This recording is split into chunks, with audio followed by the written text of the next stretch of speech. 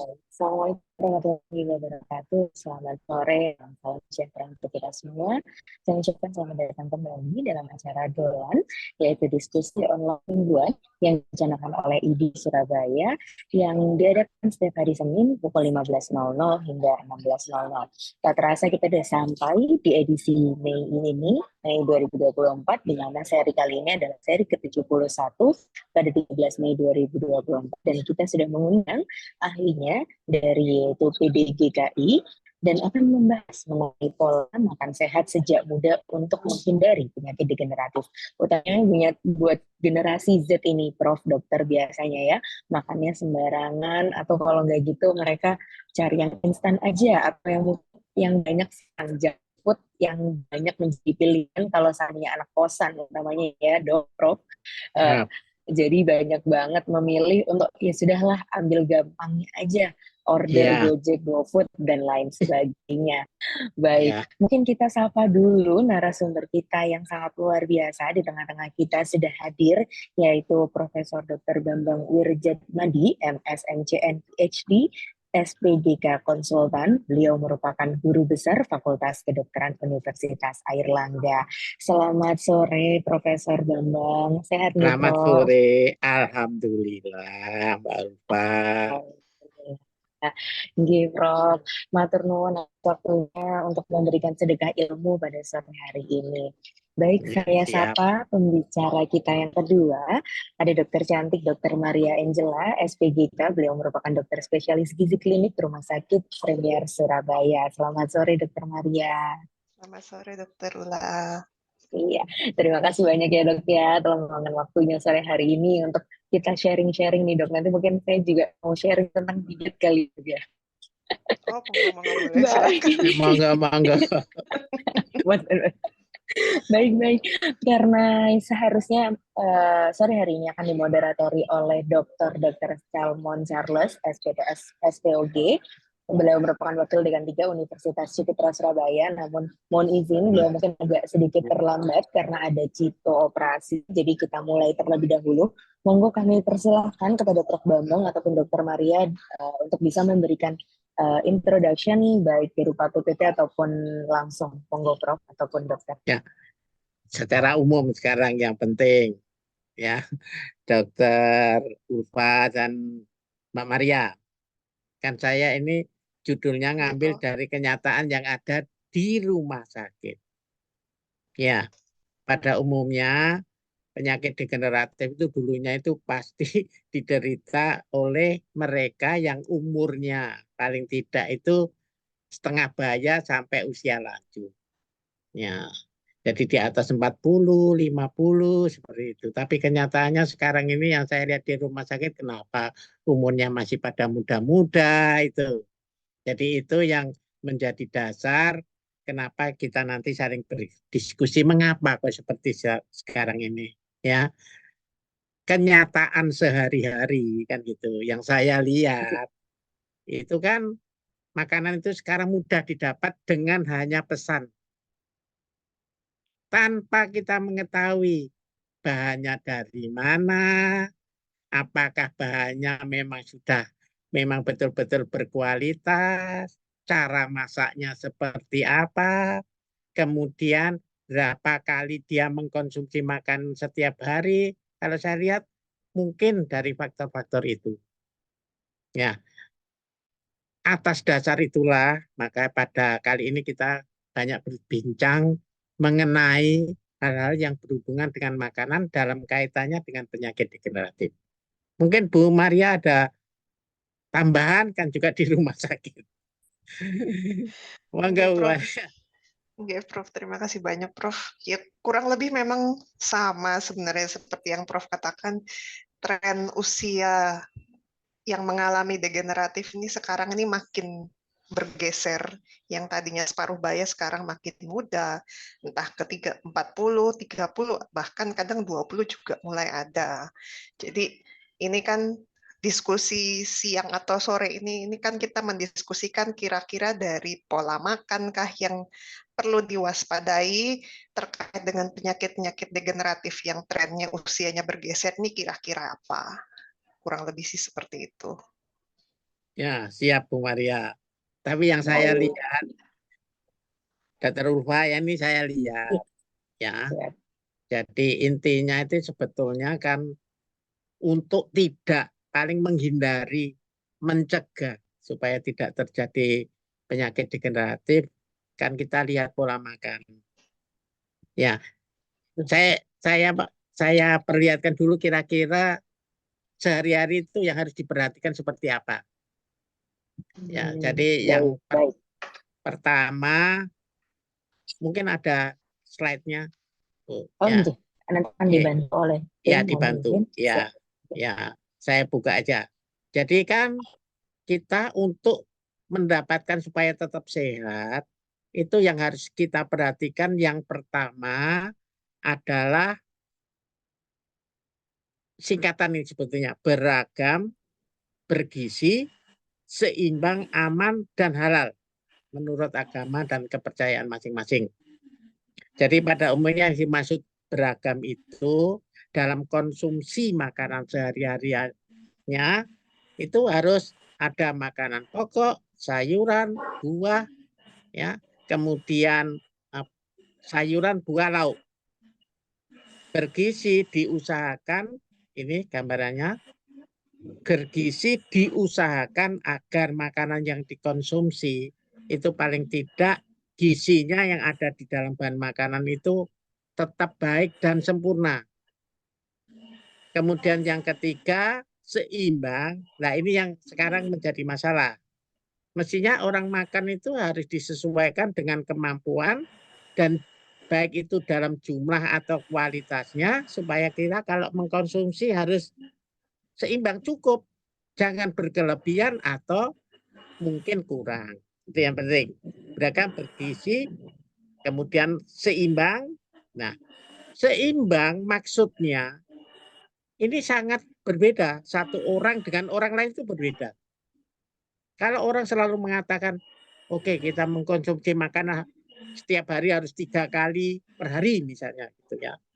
Ya, itu sangat individual. Bisa juga orang mengkonsumsi 1 kali per hari, 2 kali per hari, atau 3 kali, ini sudah cukup. Cukup memberikan energi bagi tubuhnya.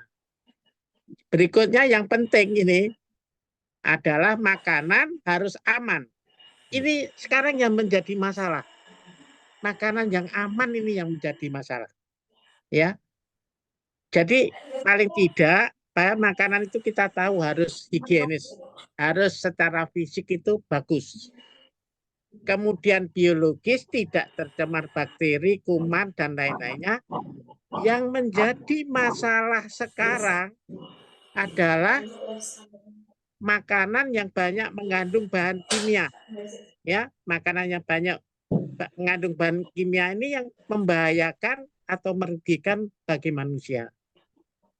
Itu bisa dilihat baik itu dalam hal pengawet, pewarna, pemanis, penyedap, ya. Itu sangat sekarang itu yang menjadi masalah sekarang, ya. Karena bahan-bahan seperti itu ini yang fisik seperti ini kita bisa menghindari. Berikutnya, makanan yang tidak kotor, makanan yang kotor atau makanan banyak mengandung bakteri bisa kita menghindari. Terus, bahan ini yang menjadi masalah sekarang ya. Ini saya berikan contoh satu saja, misalnya singkong. Singkong itu macam-macam. Ada yang singkong mengandung kadar HCN tinggi, ada singkong yang mengandung kadar HCN rendah. Cara mengolahnya pun itu ada caranya supaya kadar HCN-nya tidak banyak. Ini sekarang banyak dikonsumsi bahan-bahan seperti ini. Jadi sebetulnya tidak berbahaya kalau mengolahnya dilakukan dengan benar. Yang menjadi masalah coba berikutnya. Monggo berikutnya. Ya, diklik lagi. Diklik. Nah, ini yang sekarang menjadi permasalahan utama. Ini saya contohkan itu ada bakso itu. Bakso itu kan supaya kenyang, enak dan sebagainya, itu mengandung bahan seperti boraks dan sebagainya. orang nggak menyadari bahwa boraks ini dalam waktu lama kalau dikonsumsi itu akan menimbulkan masalah kesehatan. Belum lagi pewarna sekarang. Pewarna itu ada pewarna yang memang alami, ada pewarna yang tidak alami. Nah, ini semua yang sekarang banyak beredar di lapangan tanpa kita mengetahui apakah bahan-bahan yang digunakan itu sudah memenuhi syarat atau tidak. Berikutnya, ini yang jadi masalah. Kita bicara banyak. Terus berikutnya, kalau ini orang sudah pada tahu. Apa sih makanan yang halal, makanan yang haram kita pada tahu. Yang jadi masalah Bu Ulfa maupun Bu Maria, nanti Bu Maria bisa nambahkan ke saya atau mungkin Bu Ulfa bisa nambahkan saya, adalah masalah pangan yang bukan tidak kurang aman. Ya, ini yang menjadi masalah sekarang. Ya, ini yang perlu kita waspadai karena penyakit yang disebabkan oleh makanan yang kurang aman ini banyak sekali. Monggo Bu Maria, mungkin Bu Maria bisa menambahkan. Ini yang menjadi masalah. Monggo Bu Maria. Ya, terima kasih banyak Prof. Kalau saya sedikit tambahan Ya, aja, monggo. memang untuk zaman sekarang ini kan tadi yang seperti Prof bilang untuk mendapat makanan itu sekarang gampang sekali. Dan sekarang makin berkembang juga bisnis-bisnis atau makanan yang snack-snack kekinian, di mana snack-snack kekinian nih mungkin tinggi asam lemak jenuh yang tidak sehat, kemudian juga tinggi karbohidrat, karbohidratnya kadang juga tidak sehat, kurang serat, di mana kan memang kebanyakan kalau snack-snack kekinian ya manis iya, mayoritas bahannya dari tepung-tepungan. Kalau saya nggak pakai slide ya dok. Ya, enggak apa-apa. Nanti kita ngomong-ngomong bareng ya Bu Ulfa. Ya. Jadi memang kebanyakan makanan kekinian ini dari unsur gizi seimbangnya itu tidak terpenuhi. Jadi mungkin itu salah satu juga yang perlu diperhatikan. Mungkin per item secara mikro atau secara kecil-kecilnya juga nanti bisa dibahas kalau misalnya memang ada yang mau ditanyakan. Cuma dengan berkembangnya bisnis makanan, makanan-makanan snack kekinian itu bukan berarti tidak boleh sama sekali. Kita harus tahu tetap prinsip gizi seimbangnya kita jalankan, gizi seimbang dari segi jenis-jenisnya, seratnya juga jangan lupa. Sama ya dari kita juga harus tahu kira-kira makanan-makanan yang kita makan tuh aman atau tidak seperti tadi yang Prof sebutkan. Harus lebih awas lah terhadap makanan yang masuk ke dalam badan kita. Baik. Berarti bukan hanya dari segi konsumennya saja ya dok, tapi dari yang pemilik itu juga harus concern gitu ya. Iya. Baik. Ngapunten Prof, dokter sebelum kita berlanjut, karena Dokter Charles sudah hadir di tengah-tengah kita yang seharusnya menjadi moderator, kami undang bersama terlebih dahulu Dr. Salmon Charles, spesialis obstetrik dan ginekologi. Kami persilakan untuk melanjutkan nih dok sebagai moderator. Silakan Dr. Charles. Oke, terima kasih Dr. Dula, terima kasih Prof. Mohon maaf saya baru bergabung, izin Prof. Ya Bapak. Oke, siap Prof. Jadi kita lanjut nih Prof. Selamat sore dok. Selamat sore dokter. Kelihatannya sudah ada pertanyaan Pak Charles. Oke, silakan Prof, mungkin mau dijawab langsung Prof. Enggak, gini, kalau di Indonesia sih masalah nutrigrade itu belum maju seperti di negara-negara lain. Pasti belum maju. Jadi permasalahan makanan ini kan mestinya harus tercantum di dalam label. Tercantum setiap makanan produk itu harus tercantum dalam label. Tapi di Indonesia belum semuanya. Jadi kita tidak bisa mengetahui dengan jelas apa isi bahan makanan yang ada di dalam suatu mungkin kaleng, mungkin kotak dan sebagainya. Jadi ini yang masih menjadi permasalahan yang terjadi di Indonesia. Mungkin Dokter Maria bisa nambahkan tentang nutrigrade ini. Oke, terima kasih banyak Prof. Komentar terhadap mengenai Nutrigrade ini memang sebenarnya kalau bisa dijalankan di Indonesia ini bisa membantu sebenarnya. Apalagi kan Ya, kalau Nutrigrade setahu saya selain grading A, B, C, D, E, dia ya, juga harus mencantumkan kayak kandungan gulanya berapa, ya, kandungan betul. natriumnya berapa, kadang dengan trans fat dan lain sebagainya. Jadi Ya, terutama kita yang mungkin yang sudah mulai awas, mungkin bisa lebih teliti melihat kira-kira makanan yang bisa kita konsumsi seperti apa. Tapi memang kebijakan seperti itu kan ada yang berwenang, di mana tidak semudah itu mengubah kebijakan yang selama ini dijalankan. Memang kalau bisa dilaksanakan itu lebih bagus. ya. Itu saya setuju, Bu. Di sini kan memang belum, apalagi nanti kalau mengawasi makanan-makanan yang beredar di pasaran. Itu juga Betul, sangat Prof. sulit. Itu yang jadi masalah. Ya, saya pernah punya pengalaman ini mengenai pasien yang kebetulan kan diberi makanan. Sebetulnya mereknya sama. Prof. Saya tidak mau nyebutkan mereknya, ya. Cuman di dalam label makanan itu dengan merek yang kurang sama, saya lihat itu sama. Ini untuk pasien-pasien diabetes, ternyata yang produk Indonesia itu masih nampak adanya pencantuman gula, masih ada. Tapi kalau yang di luar negeri memang betul-betul clean. Itu yang saya lihat. Ya, itu yang pertama. Yang kedua mengenai kualitas, ya kan? Kualitas bahan ini yang banyak itu pengawet yang digunakan di dalam makanan tersebut. Ya, kalau di Singapura lengkap, ada banyak apa ada. Tapi di Indonesia kita kan ada produk-produk makanan yang nggak ada labelnya. Nah, saya kira ini peranan pemerintah kan penting ini, ya, untuk menjaga agar kualitas dari makanan tadi sudah saya katakan keamanannya ini memang belum betul-betul harus terjaga. Saya kira itu Bu Maria. Mungkin Bu Maria punya pengalaman, ini pengalaman saya. Kalau ya kualitas juga memang sangat menentukan sih. Cuma yang kadang saya sendiri masih yang mungkin yang tadi Prof sempat bahas mengenai pencantuman gula terhadap mungkin produk yang untuk kencing manis, memang ada distributor yang mengatakan izin dari BPOM-nya itu walaupun misalnya dia pemanis tetap tercantumnya sebagai gula. Jadi kadang itu juga yang mungkin kita perlu klarifikasi karena kan kebijakan mungkin dari BPOM atau mungkin di apa namanya di lembaga yang di luar negeri itu mungkin cara pencantumannya berbeda, tapi itu yang harus kita telaah lagi.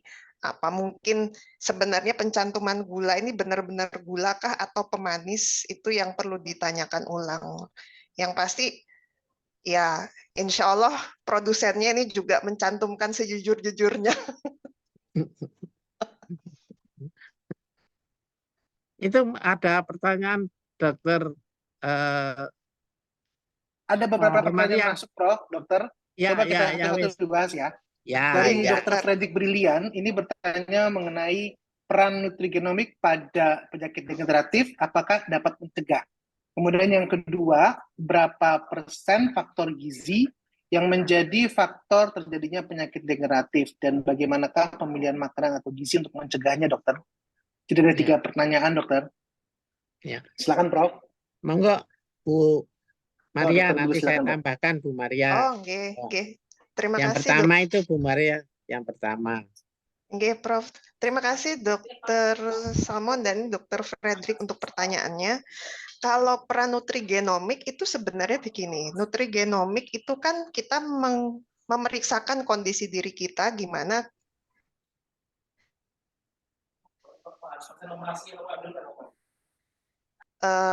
kemampuan genomik itu membantu untuk kira-kira zat nutrisi atau zat nutrien tertentu, atau kadang sebenarnya ada apa namanya panel di dalam nutrigenomik terkait lifestyle juga, termasuk di dalamnya olahraga yang bisa kita pilih untuk menunjang kesehatan kita secara jangka panjang. Dikatakan apakah itu bisa membantu? Itu bisa membantu, tapi seringkali saya bilang nutrigenomik itu termasuk suatu kemewahan atau luxurious, tidak wajib dikerjakan dengan kita memilih atau menjalankan prinsip gizi seimbang. Kita tahu makanan yang kita buat kayak menghindari high karbo, apalagi high simple sugar, kemudian asupan makannya high fiber, dan gizi seimbang itu tetap dianut, sebenarnya bisa tidak harus bergantung terhadap nutrigenomik. Tapi kalau mau lebih spesifik, monggo bisa diperiksakan nutrigenomik. Kemudian untuk saya lanjut pertanyaan kedua dulu atau dari Prof ada tambahan dulu, Prof? Oh, mungkin saya cuma nambahkan saja supaya menjadi lebih jelas. Kan ada istilah sebetulnya nutrigenetik dan nutrigenomik. Ya, sebetulnya. Jadi yang nutrigenetik itu menggambarkan susunan DNA-nya. Sedangkan nutrigenetik itu menggambarkan kira-kira makanan apa yang perlu dikonsumsi supaya orang tetap sehat. Jadi ada struktur-struktur itu. Nah, kalau misalnya ditanya tentang berapa persen faktor gizi menjadi faktor terjadinya penyakit degeneratif, sampai sekarang memang belum tahu kita berapa, tapi jelas ada. Ya, karena sangat tergantung dari genetik orangnya. Jadi ada yang mungkin sama-sama kita mengkonsumsi jenis makanan yang sama, jumlah yang sama, kualitas yang sama. Yang satu mungkin memberikan efek tidak apa-apa, artinya tidak ada gejala, tapi yang efek yang lain memberikan gejala. Ya, contoh ini paling gampang. Ya, misalnya gula aja banyak orang mengkonsumsi gula banyak, tapi dia nggak kena diabetes, enggak apa, karena struktur genetiknya sudah sesuai, bisa menghindari terjadinya DM itu. Tapi ada orang di satu sisi kan mungkin struktur gennya itu agak berbeda, dengan mengkonsumsi gula sedikit pun bisa memberikan gejala diabetik.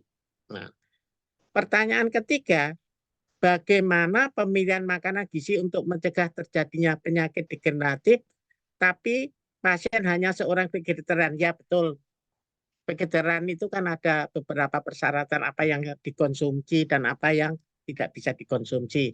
Salah satu contoh aja misalnya, karena biasanya kan orang vegetarian itu kan tidak mengkonsumsi protein misalnya, tidak menghindari itu.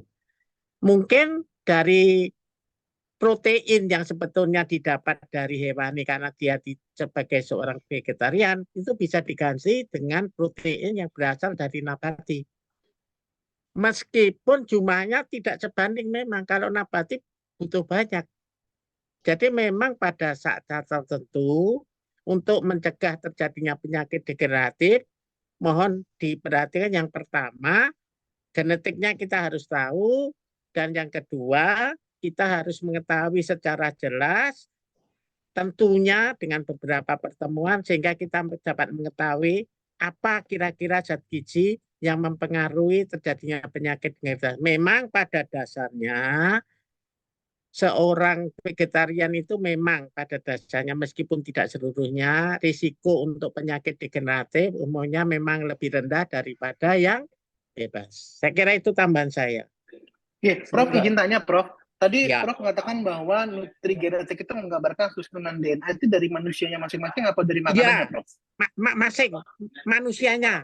Manusianya, siap, Prof. Ya, genomik itu menggambarkan kira-kira kalau saya mengkonsumsi Siap. akan menjadi bentuk penyakitnya seperti apa. Jadi genetik masing-masing orang. Jadi Itu ada pemeriksaannya, saya kira. Ada. Contoh untuk pemeriksaannya ada. Siap. Ya. Siap. Dokter Ya. Maria ada tambahan, Dok, untuk yang vegetarian? Itu yang sekarang yang Dok. Jadi Prof. Ya. Ya, ada tambahan untuk yang vegetarian, Dok. Jadi monggo Bu, monggo. Sedikit tambahan untuk yang vegetarian, karena memang beberapa mineral itu kan lebih banyak kandungannya di dalam sumber hewani. Ya. Jadi sebenarnya kalau vegetarian itu memang rentan kekurangan mikronutrien, maksudnya mineral-mineral itu sebenarnya bisa ditutupi selama kita tahu pemilihan jenis makanan yang tepat. Ya, salah satunya beberapa kalau vegetarian yang saya tahu karena dia mineralnya itu ada yang kurang, mereka mengkonsumsi mungkin kayak dari rumput laut, karena itu kan memang mineralnya cukup tinggi. Jadi harus tahu item-itemnya untuk menggantikan mineral yang sekiranya tidak mereka dapat dari sumber makanan hewani. Ya, Ya, tambahan Bu. terima kasih dok. Sorry. Jadi vegetarian itu kan ada yang absolut ya, tidak sama sekali. Tapi Oh, ada vegan yang nih Prof ya? ya, tapi ada yang enggak absolut. Jadi masih bisa dipenuhi mungkin dengan tadi dokter Anu menambahkan ya. Saya kira itu. Jadi intinya Prof, jadi untuk Dokter Maria dan Prof, jadi intinya kalau kita mau vegetarian tuh harus tahu juga pemetaan genetik kita juga ya Prof ya. Ya, Belum ya, tentu harus juga tahu. dengan vegetarian, ya, belum tentu juga dengan vegetarian cocok sama kita ya Prof ya. Betul. Betul, Memang betul. ini kegunaan nutrigenetik sama nutrigenomik sayanya kan belum berkembang dengan baik. Jadi hanya beberapa makanan yang bisa kita ketahui. Ya. Itu. Ini berhubung tentang gizi, banyak sekali pertanyaan yang masuk, kita coba bahas satu-satu ya Prof ya. Monggo, Oke, dari silakan dokter. Dokter Mukson Tohari, izin bertanya Prof dan Dokter, bagaimana cara membuat anak supaya mau makan sayur, dan yang berikut tentang sertifikasi halal ada 2 dari MUI dan Indonesia Prof. Mohon penjelasannya. Mungkin 2 pertanyaan Prof. Bagaimana cara untuk membuat anak ini membuat anak tuh suka dengan sayur, dan yang kedua bagaimana dengan sertifikat halal Indonesia sekarang menggunakan yang mana Prof? Terima kasih. Sertifikat halal itu dulu yang membuat kan MUI kalau nggak salah. Dan sekarang memang diambil alih oleh pemerintah. Saya tidak tahu persis berapa persen yang diambil alih oleh pemerintah. Saya nggak tahu. Tapi sekarang banyak sertifikat halal itu yang mengeluarkan pemerintah. Itu yang pertama. Terus kedua, nah ini anak faktor genetik juga. Kan anak nggak makan sayur. Ya, itu anak faktor genetik memang. Ya, jadi memang anak ini tidak suka sayurnya, kemungkinan besar lebih ke arah faktor genetik. Nah, karena kan gitu. Jadi karena makan sayur nggak sulit, agak sulit. Kan sayur itu mengandung vitamin dan mineral. Mungkin kekurangannya kalau memang ada itu kan bisa diganti dengan buah. Ya, itu yang penting. Atau 2, mungkin cara masaknya meskipun bahannya dari sayur, mungkin cara masaknya perlu lebih baik sehingga anak mau mengkonsumsi. Siap. Ya, karena sekarang banyak ini makanan-makanan seperti ini kan sekarang ada yang di botol-botol itu. Iya, Prof. Di botol itu kan ada sayur Sekarang macam-macam. semuanya sudah betul di jus ya Prof ya. Dokter Maria mungkin ada untuk ini Dok, Iya, untuk bagaimana supaya seorang anak ini bisa suka dengan sayur Dok. Kalau untuk anak memang banyak sih yang sering menanyakan masalah kayak semacam picky eater gitu ya Dok ya. Ya. Kalau Ya. picky eater yang perlu diingat itu memang juga ini kita harus jadi orang tuanya yang mengasuh memang harus telaten sih. Karena kan dikatakan namanya anak-anak pun harus membiasakan sama hal baru termasuk di dalamnya makanan baru itu nggak bisa cuma satu kali terpapar, nggak suka, oh ya sudah berarti dia nggak mau makan seterusnya. Diusahakan diberikan secara berulang, tidak berturut-turut, malah bisa dikatakan sampai berapa kali, 15 kali, ada yang sampai 30 kali pemberian, baru akhirnya si anak itu mau menerima atau mau makan sayur. Jadi terlepas dari yang mungkin yang tadi disebutkan oleh Prof terkait genetik, memang sebagai orang tua juga harus telaten dicobakan satu dari jenis masakannya, jadi mungkin jangan sampai terlalu kelihatan, oh ini ada sayur di makanannya, jadi diolah dulu supaya nggak terlalu kelihatan, jadi kayak kita main akal-akalan sama anak-anak kecil. Kita main jenis pengolahannya kita variasikan, mungkin jangan terlalu kelihatan, dan memang diperkenalkan berulang kali sih. Itu yang kadang kebanyakan orang kesulitan karena ya nggak telaten atau apa segala macam sih. Ngomong gampang Dok, cuma untuk melaksanakannya ya tidak semudah itu juga. Ya, dan sekarang banyak loh, Dokter Maria, itu kan sekarang banyak produk-produk makanan yang dikemas sedemikian rupa, meskipun itu dari serat, tapi bentuknya bisa bermacam-macam. Saya kira itu yang perlu kita manfaatkan. Seperti rumput laut itu sekarang ada yang bentuknya bukan bentuk rumput, sekarang diolah dalam bentuk makanan kering yang anak bisa mengkonsumsi, sehingga dia tidak ngerti itu apakah sayur, hanya seasoningnya harus baik. Iya, betul. Sekarang ada itu beberapa makanan seperti itu. Ya, Prof. ya. Siap, Prof. Dokter, mungkin sedikit tambahan. Saya pernah baca dulu, Dok, bahwa dengan pengenalan variasi makanan baik sayur maupun buah dari anak empasi, ya, jadi macam-macam sudah dikenalkan itu juga bisa membuat anak menjadi suka dan nggak picky eater ya, Dokter, daripada dia mengenalkan setelah anak umur 5 tahun. Apakah benar, Dok, teori ini, Dok? Memang pengenalan makanan sejak dini pada saat MPASI, tapi dengan catatan gini ya, Dok. Pada saat MPASI itu kan perubahan dari susu ke makanan cenderung rata-rata anak itu rewel karena itu suatu hal baru untuk dia. Kalau semisalnya pada saat MPASI dia makannya kita paksakan jenis makanannya yang baru, terus dia malah jadi nggak mau makan, terus misalnya kita lihat kayak kurva pertumbuhannya cenderung turun, kita pastikan jangan sampai status gizinya dia berubah jadi jelek dulu. Jangan, maksudnya supaya dia ke depannya nggak picky eater, kita perkenalkan tapi mengorbankan status gizi juga jangan. Jadi lihat kondisinya seperti itu. Jadi kita memperkenalkan makanan baru, tetap memperhatikan juga kondisi status gizinya juga, dan tadi yang Prof. Bambang sebutkan tentang seasoning juga, karena seasoning yang terlalu kuat kadang-kadang untuk anak-anak ke depannya juga dia lumayan picky untuk jenis makanan, mereka lebih suka yang seasoningnya lebih berasa, itu juga hati-hati. Tapi yang pasti status gizinya tetap diutamakan sambil perkenalkan perlahan-lahan. Kadang sayur itu cuma supaya ada tambahan sedikit aja sih, bukan makanan utama kan. Utama, betul, Dok. Betul, Dok. Terima kasih, Dok. Baik, Dokter Maria, Prof, kita lanjut ke pertanyaan berikutnya, nih, Prof. Dokter Harian Narutama, perlukah ilmu gizi dimasukkan ke dalam kurikulum pendidikan dasar, baik itu di pendidikan SD, SMP, SMA sebagai bentuk kewaspadaan dan kesadaran gizi sejak dini, Dok? Prof. Ya, mungkin Bu Maria ada pengalaman. Kalau saya nanti saya tambahkan, Bu Maria. Monggo Bu Maria, nanti saya tambahkan. Nah, terkait kurikulum, jujur sebenarnya saya sudah agak-agak lupa ya, Prof, sama dokter. Seingat saya waktu sekolah dulu ada dibahas pas zaman saya kecil kan masih yang 4 sehat 5 sempurna. Ya, ada diperkenalkan tapi mungkin tidak terlalu detail. Jadi tetap kalau untuk diperkenalkannya sih tetap perlu. Cuma seberapa dalam rasanya enggak, ya kita yang perlu lihat lagi seberapa dalam sih. Mungkin dari Prof ada tambahan, Prof. Ya gini, Bu Maria. Saya di waktu saya sudah lulus ini, sudah jadi spesialis, saya pernah mencoba, saya melakukan penelitian tentang gizi yang saya lakukan di SD.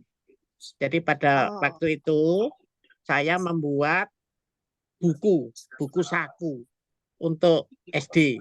Bagaimana anak SD itu harus mengkonsumsi makanan urut, mulai beragam, bergizi, seimbang, aman, halal. Gambarnya itu yang saya berikan itu berupa buku. Kemudian kita lakukan penelitian sebelum dan sesudahnya, ternyata itu baik kalau berupa buku. Tapi buku itu berupa gambar-gambar. Oh iya. Jadi penjelasannya berupa. Tapi kalau ada pertanyaan perlu. Karena kita pada zaman yang sekarang ini, kita menghadapi tantangan mengenai ketidakamanan makanan. Ini yang saya masukkan di pendidikan. Sebetulnya saya ada bukunya, cuma saya nggak bawa. Tapi ini penting ini. Tidak hanya SD loh, SMP, SMA. Karena kita sekarang menghadapi makanan-makanan GoFood, Gojek, dan apalagi itu. Masih banyak lagi. Saya kira mereka perlu diberi pengetahuan sedalam apa kira-kira yang harus diberikan kepada. Tapi saya sangat berkeinginan untuk memberikan pengetahuan melalui SD, SMP, SMA ini, terutama dalam keamanan pangan. Ini sangat penting karena banyak penyakit-penyakit yang terjadi sekarang, umurnya tampak lebih muda, dan terutama diderita oleh anak dan remaja. Ini yang penting. Saya sangat setuju dengan Mas Harya, kalau ini harus dijalankan. Saya kira nanti seperti apa, nanti perlu mungkin kita akan bahas lebih lanjut. Oke, terima kasih Prof. Jadi benar, salah satu bentuk ketahanan nasional itu adalah ketahanan pangan gitu, Prof. Ketahanan Ya. pangan itu bukan ketersediaan pangan aja, tapi juga Bukan kecukupan gizi, betul, Prof. ketersediaan, bukan. Betul, Bukan hanya ketersediaan. betul. Kecukupan gizi dan pemerataan gizi se-Indonesia nih, Prof. Ya, saya Siap. ada ini bukunya. Saya kira baru SD saya menjalankan waktu ini. Ya. Setahu saya dulu, benar kata Dr. Maria, 4 sehat 5 sempurna. Tapi sebagai pengalaman saya juga pernah pengabdian masyarakat ke SD ya. Saya ajarkan 4 sehat 5 sempurna itu sudah berubah, Dr. Maria. Sekarang pakai piramida. Piramida kan, Dok? Jadi, Iya, betul, salah ya saya ya. Iya. Dulu kan gampang aja, satu, makanan adalah karbohidrat, buah atau sayur, protein, hewani, nabati, lemak, dan tambah susu. Karena piramida harus dipelajari lagi, Dok. Ya, tapi kurang cocok Pak Charles. Kurang cocok sekarang cocok. kalau 4 sehat 5 sempurna. Karena perekonomian di Indonesia sudah maju. Susu itu sudah sampai kemana-mana. Amin. Kalau kita masih menggunakan 4 sehat 5 sempurna, bisa jadi loh ya. Nanti bisa orang tambah gemuk-gemuk, tensinya tambah naik, bisa juga terjadi. Makanya jadi penyakit degeneratif ya, Prof ya? Iya, menjadi penyakit degeneratif. Makanya saya rubah beragam, bergizi, seimbang, aman, dan halal. Untuk menghindari supaya tidak terjadi hipertensi itu, Pak Charles. Siap. Terima kasih, Prof. Dokter. Kita lanjut ke pertanyaan berikutnya ya, Prof dan Dokter. Ini pertanyaan mungkin juga mewakili pertanyaan saya. Bagaimanakah dengan diet fasting 8 jam per hari makan puas? Ini sepertinya kalau saya lihat sih buka tutup nih, Prof dan Dokter. Apa namanya? Yang intermittent fasting. Jadi ya 8 jam. Monggo mungkin dari ahli gizi bisa memberikan saran kepada kita semua sebelum kita menyarani kepada pasien, Dokter. Silakan Prof dan Dokter. Ya gini, ini pertanyaan yang bagus dan penting harus kita pahami untuk Pak Jeffrey, Dr. Jeffrey Yusuf mungkin. Bu Maria, silakan nanti saya tambahkan, ini saya banyak pengalaman ini mengenai ini. Ya nomor untuk Pak Jeffrey. Terima kasih banyak Prof. Dan untuk pertanyaannya juga mengenai yang diet intermittent fasting lah ya. Pakai istilahnya kurang lebih, istilah kerennya kan intermittent fasting, di mana yang cukup populer itu 16 jam puasa, 8 jamnya makan. Sebenarnya begini, kalau secara penelitian pun fasting atau puasa itu kan memiliki manfaat, kayak dia bisa fagosit apa yang zat-zat yang tidak berguna di dalam tubuh. Kalau misalnya untuk orang yang mau niat menurunkan berat badan pada saat fasting itu bisa memecah lemak dan lain sebagainya. Cuma sebenarnya manfaatnya intermittent fasting selain dari itu juga kita harus lihat pada saat jam makan puasanya. Pada saat jendela kita boleh makan, itu yang perlu diperhatikan sebenarnya porsi makannya jangan balas dendam. Karena mentang-mentang saya habis puasa 16 jam, terus pas window kita bisa atau jendela bisa makannya, ya udah saya makannya yang tadinya harusnya terbagi dalam 1 hari makan 3 kali, porsi 3 kali makan itu dibagi 2. Sebenarnya intermittent fasting jadi ada syaratnya, tidak semua orang disarankan untuk melakukan intermittent fasting. Salah satunya kalau misalnya ada masalah sakit mah itu tidak disarankan karena takutnya nanti pada saat puasa mungkin serangan mahnya kambuh. Jadi itu perlu diperhatikan. Sama salah satu lagi yang sebenarnya tidak disarankan untuk menjalankan intermittent fasting itu kalau dia punya kelainan binge eating disorder atau istilahnya yang tadi pada saat jendela puasa dia makannya malah jadi tambah banyak, itu dia meniadakan atau efek positif dari si puasanya itu malah jadi hilang, kan sayang.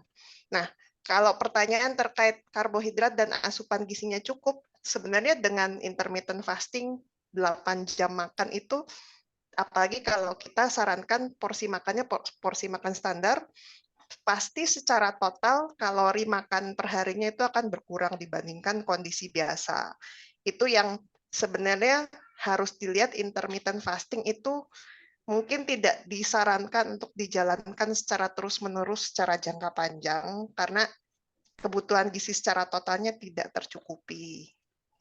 Sementara dari saya itu dulu, mungkin dari Prof, silakan Iya, kalau Prof. mau ditambahkan. Ya, saya kira itu Silakan. sudah cukup. Ini saya mau menanggapi Mas atau Pak Jeffrey Yusuf.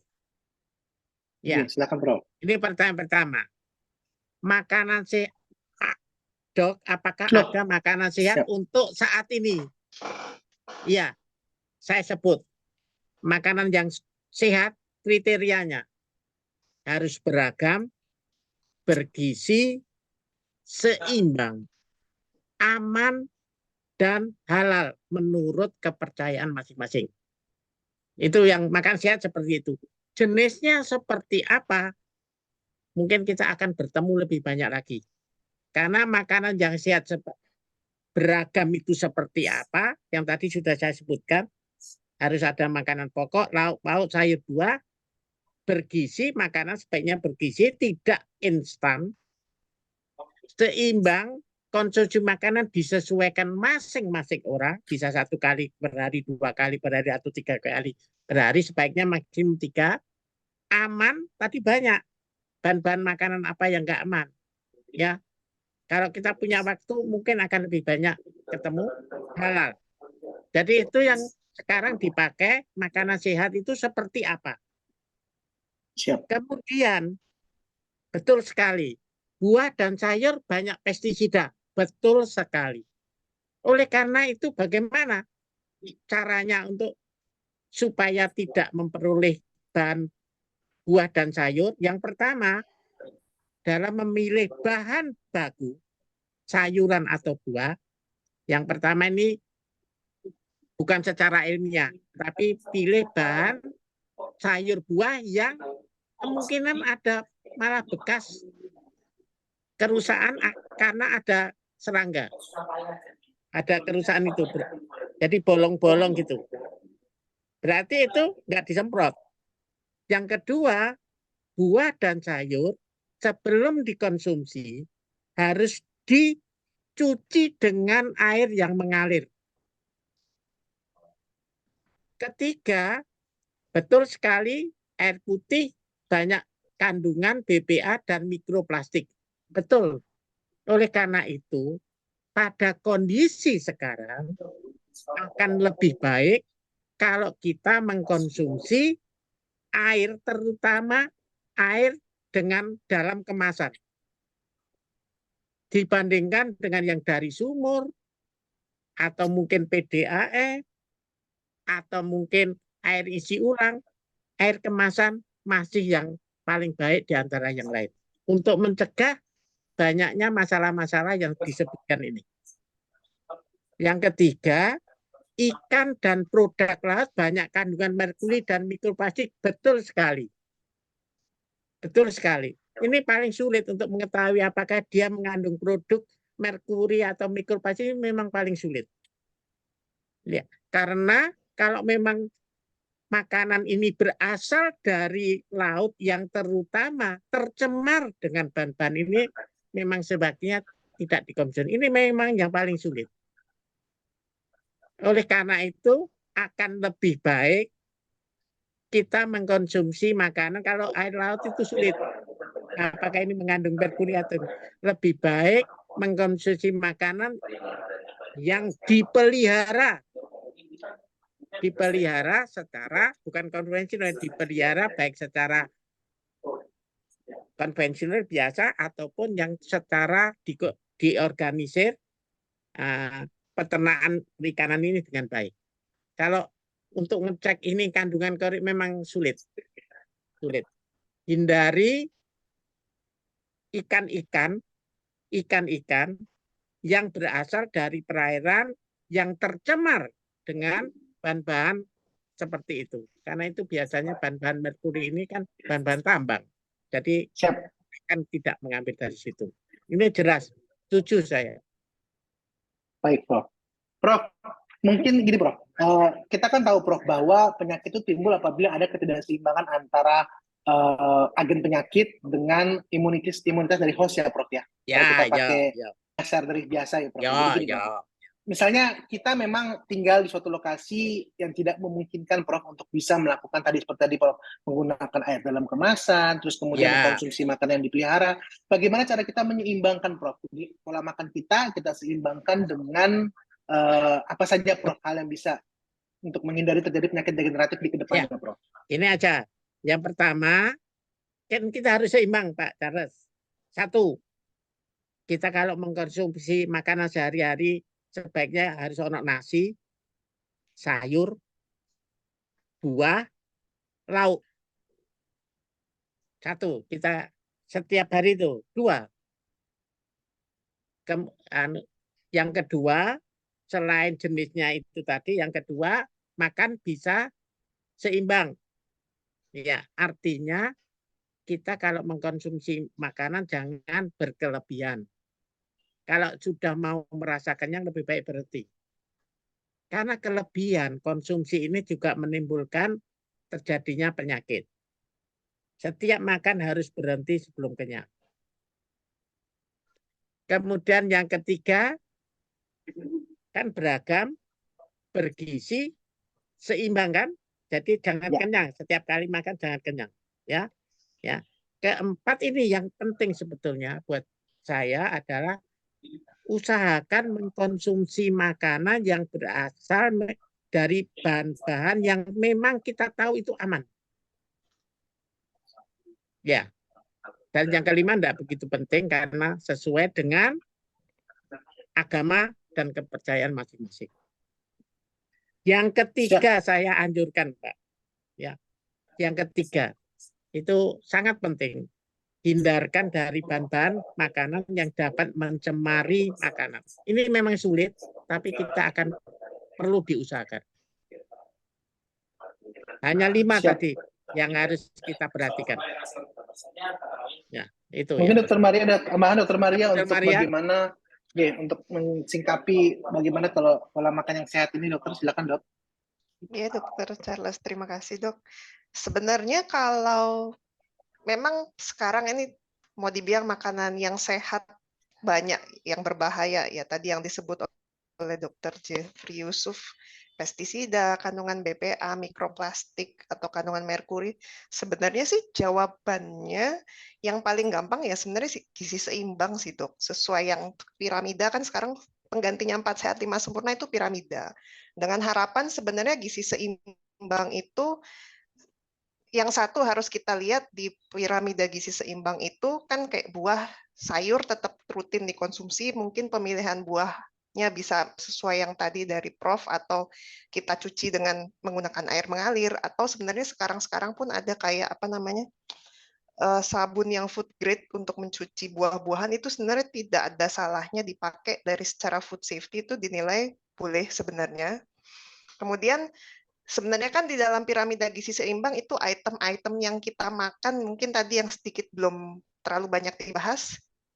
Proses food itu kan sebenarnya tidak termasuk dalam piramida gizi seimbang, Dok.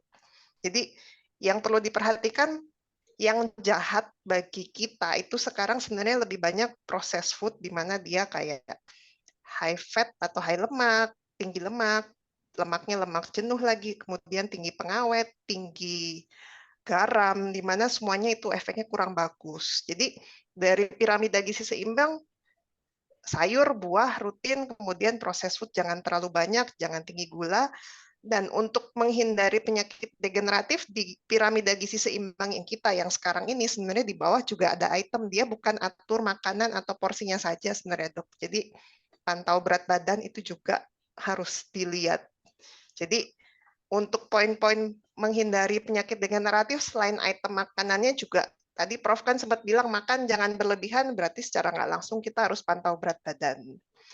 Dan dengan harapan misalnya kita konsumsi buah dan sayur itu harapannya antioksidan juga cukup lah paling enggak sesuai dengan anjuran dari piramida gizi seimbang. Benar Pak Bu Maria, memang kebanyakan kan sekarang terutama yang milenial itu konsumsinya sayur buah sangat rendah. Betul, Prof. Ya, yang sekarang kan yang banyak karbohidrat, ya kan? Oke. Dan Kemudian gula, Prof. protein, lemak.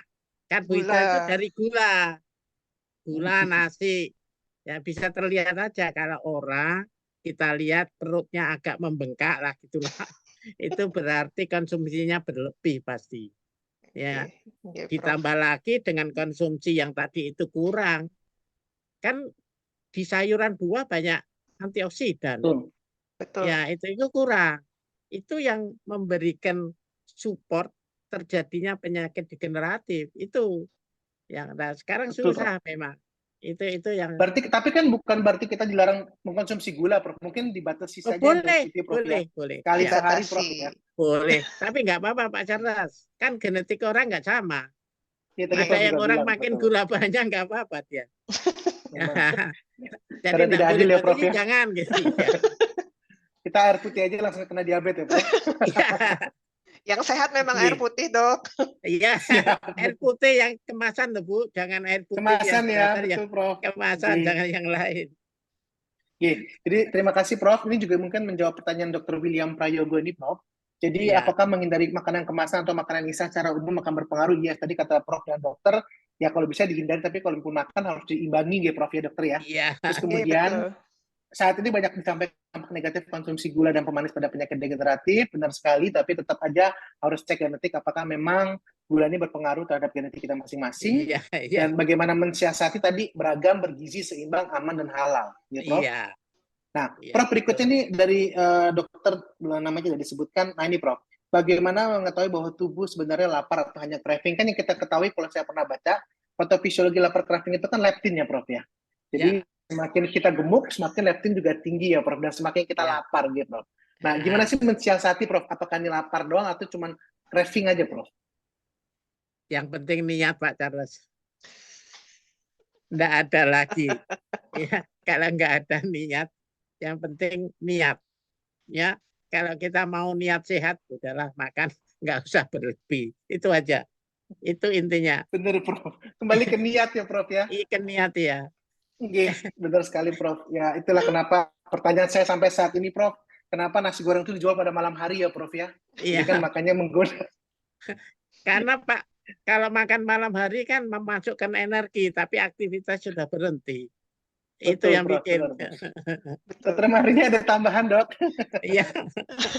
Kalau tambahan dari saya mungkin kadang sebenarnya craving itu bisa jadi juga karena makannya kurang seimbang sih sebenarnya. Mungkin kayak makannya nasi goreng aja nih, nggak nasi goreng kan telurnya Siap.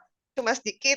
Mungkin kita dengan kurang protein itu jadi sebenarnya bukan benar-benar lapar secara ya tadi hormonal leptin apa segala macam, tapi mungkin karena ada item kita kurang entah makronutrien, mikronutrien tertentu yang bisa bikin kita jadi cenderung pengen makan terus, itu sebenarnya bisa sih, Dok. Jadi sebenarnya dipastikan salah satu caranya gizi seimbang itu juga supaya kita nggak sembarang lapar mata, walaupun kadang lapar mata itu faktor psikologis juga berpengaruh sih. Jadi kalau dari segi makanannya sudah seimbang, sudah sesuai lah yang tadi anjuran gizi seimbang, tapi masih cenderung ingin makan makanan tertentu, ya faktor-faktor lain memang ada yang harus dinilai. Kadang mungkin psikologis, stres, kan makanan juga salah satu cara pelarian supaya kita bikin happy kan sebenarnya, Dok. Ini Betul, Pak terima Charles, kasih. saya ada kunci itu. Siap, Makan Prof. Silakan. paling banyak sehari 3 kali. Siap. Dengan syarat. Kalau mau merasa kenyang harus berhenti. Harus. Sebelum kenyang, Prof. Ya. Ya, sebelum kenyang harus berhenti. Siap. Perkara di antara makanan pagi, siang, kemudian malam lapar, kan ada makanan kecil. Nah, makanan kecil Siap. banyak. Tapi tetap tidak boleh kenyang. Siap. Prof, jadi yang mitos, bukan mitos ya. Ya, Katanya ya. makan sebelum tidur tuh nggak boleh, bener, Prof? Mitos itu ada benarnya, ada tidaknya. Oke, Prof, coba dijelaskan, Prof. Ini pertanyaan saya, Prof. Benarnya, kalau malam yang dikonsumsi banyak karbohidratnya, nah itu yang membuat. Siap. Berarti kalau berat badan naik, risiko penyakit degeneratif akan bertambah. Siap, Prof. Terima kasih, Prof. Tapi Mungkin yang kedua, kalau misalnya lapar kan malam lapar, ya kan? Ya, Yang bolehlah, nggak makan boleh. Tapi harus ingat nanti nggak bisa tidur. Berarti sebaiknya jangan yang mengandung karbohidrat. Boleh yang serat. Siap, Prof. Siap. Terima kasih, Prof.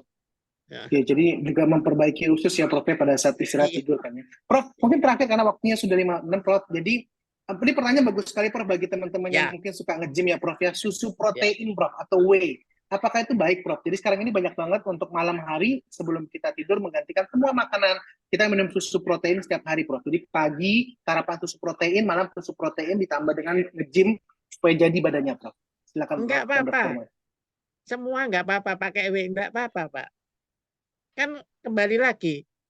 Kalau nggak ada genetik, nggak usah mikir, wah enggak makan. Enggak. Sudah genetiknya kalau memang kita mengkonsumsi itu tidak memberikan masalah, ya udah, nggak apa-apa.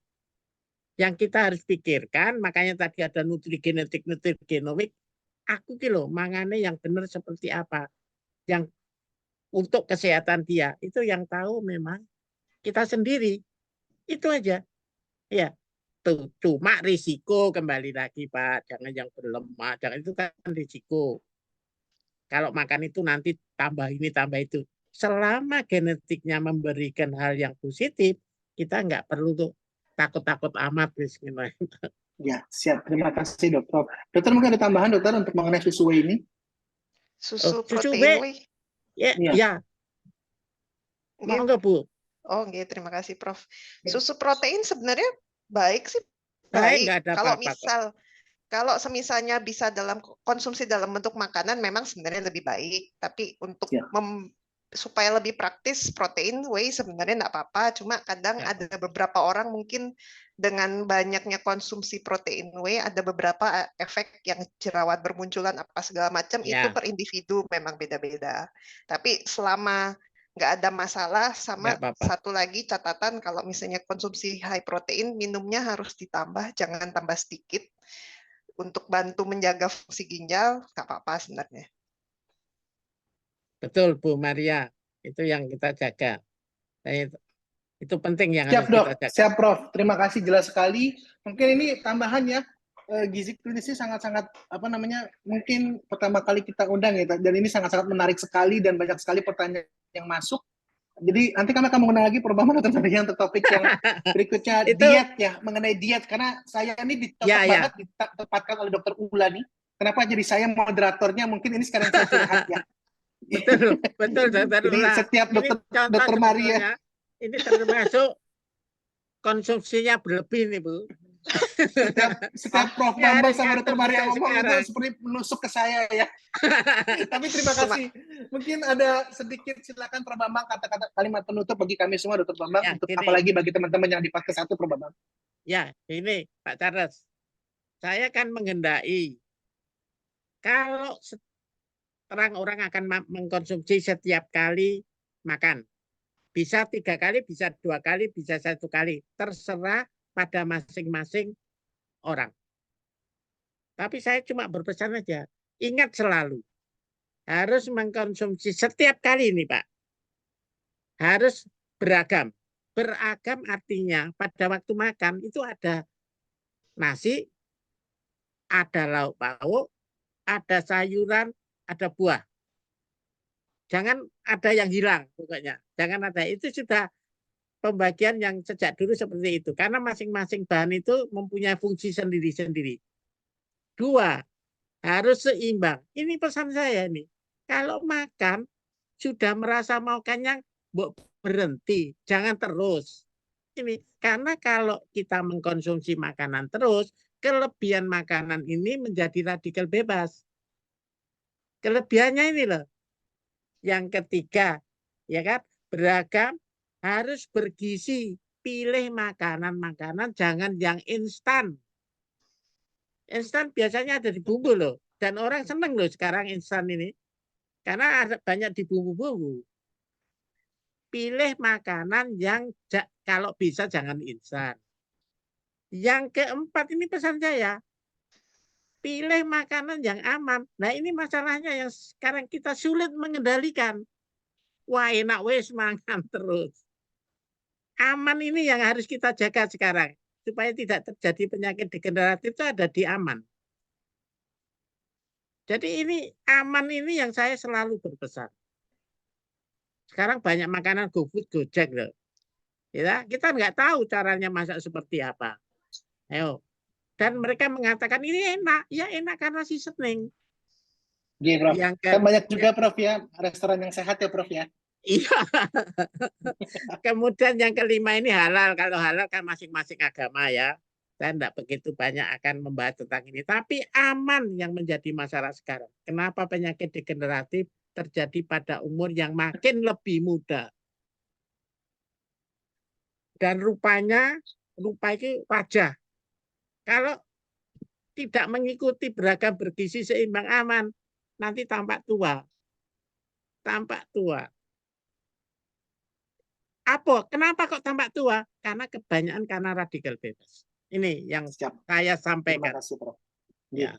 Dokter Maria ada kalimat-kalimat penutup untuk kami yang di depan fase 1. Silakan, Dokter.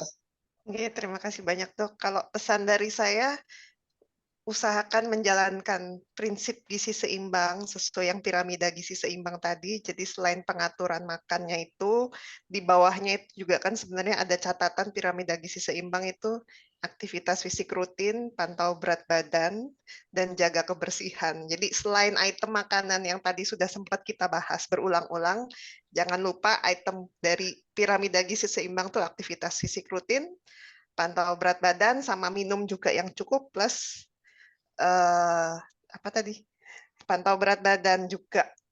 Pantau berat badan, aktivitas fisik rutin, kemudian minum cukup sama jaga kebersihan. Itu aja, Dok, dari saya. Terima kasih, Prof dan Dokter. Mungkin saya resum sedikit aja. Jadi yang pertama tadi berdasarkan pertanyaan, Nutrigrade itu sudah di Indonesia, tinggal lihat di kemasannya, pastikan benar-benar apa yang mau Anda konsumsi. Label setiap makanan itu penting, juga harus hati-hati membedakan gula, mana gula yang organik, mana gula yang pengawet. Kemudian yang kedua, untuk nutrigenomik, harus diperhatikan ada dua hal, bahwa nutrigenetik dan nutrigenomik. Nutrigenomik mana kita harus mengetahui DNA dari setiap manusia, apakah cocok dengan makanan yang dikonsumsinya.